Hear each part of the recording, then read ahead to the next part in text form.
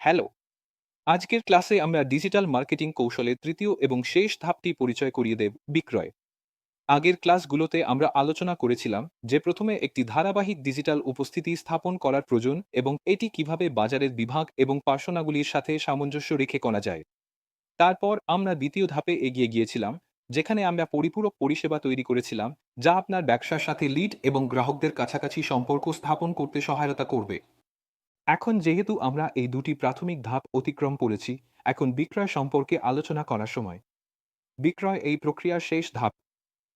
অবশ্যই কখনো কখনো আপনি পূর্ববর্তী ধাপগুলো অতিক্রম না করেই বিক্রি শুরু করতে পারেন, তবে এটি সফলতার সম্ভাবনাকে অনেক কমিয়ে দেয়। যখন কয়েক দশক আগে তখন কেবল আপনার অফারটি ঘোষণা করলেই গ্রাহকরা আপনার থেকে কিনে নিত। আজকের বিক্রয় নির্ভর করে একটি প্রাথমিক সংযোগ স্থাপনের উপর।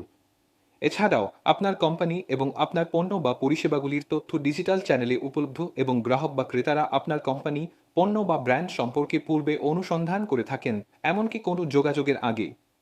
অন্য একটি গুরুত্বপূর্ণ বিষয় হল, ইন্টারনেটে আপনার কোম্পানি সম্পর্কে যা বলা হয় তা ক্রেতার সিদ্ধান্তে আপনার নিজের কোম্পানি যা বলে তার চেয়ে বেশি গুরুত্ব পায়। এর অর্থ হল, আপনার পণ্য, পরিষেবা বা ব্র্যান্ডের ডিজিটাল খ্যাতি অনেক বেশি নির্ধারিত হয় অন্য গ্রাহকদের রিভিউ দ্বারা আপনার সংস্থাগত যোগাযোগের চেয়ে। বর্তমানে অনলাইনে বিক্রির অনেক উপায় রয়েছে।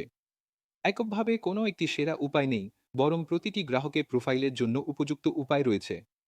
তাই নির্বাচিত বিক্রয় চ্যানেলগুলি প্রতিটি পিআইসির সাথে সমন্বয় করা উচিত, অর্থাৎ প্রতিটি আদর্শ গ্রাহক প্রোফাইলের জন্য আপনার কোম্পানিকে নির্ধারণ করতে হবে কোন চ্যানেলগুলি ব্যবহার করা হবে।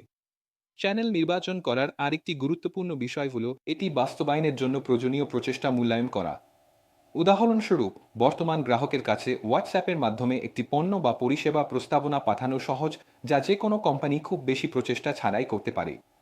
তবে নিজের ইকমার্স তৈরি ও বাস্তবায়ন, অর্থাৎ অনলাইনে বিক্রির জন্য নিজের কোম্পানির একটি ভার্চুয়াল দোকান তৈরি করা, মাসের পর মাস কাজ ও অনেক বিনিয়োগের প্রয়োজন হতে পারে।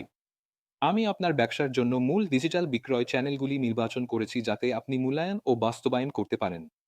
সেগুলি হল ইমেল মার্কেটিং, কথোপকথন বাণিজ্য যা বার্তাগুলির মাধ্যমে বিক্রয়, যেমন হোয়াটসঅ্যাপ; মার্কেট প্লেসগুলি যেমন অ্যামাজন, মার্কেট লিভ, শপি, অন্যান্য; নিজস্ব ইকমার্স যা আপনার ব্যবসার নিজস্ব ভার্চুয়াল দোকান; সোশ্যাল কমার্স যা সোশ্যাল মিডিয়ার মাধ্যমে বিক্রয়, যেমন ইনস্টাগ্রাম শপ বা টিকটক শপ; লাইভ কমার্স যা লাইভের মাধ্যমে বিক্রয়, যেমন টিকটক লাইভ শপিং বা ইউটিউব লাইভ শপিং; নিজস্ব অ্যাপ, অর্থাৎ একটি বিক্রয় অ্যাপ যাতে মানুষ তাদের স্মার্টফোনে অ্যাপ স্টোর বা প্লে স্টোর থেকে ডাউনলোড করে; এবং অ্যাফিলিয়েট প্রোগ্রামগুলি, যেখানে তৃতীয় পক্ষগুলি লিঙ্ক এবং অনলাইন বিজ্ঞাপন মাধ্যমে আপনার পণ্য পুনরায় বিক্রি করে।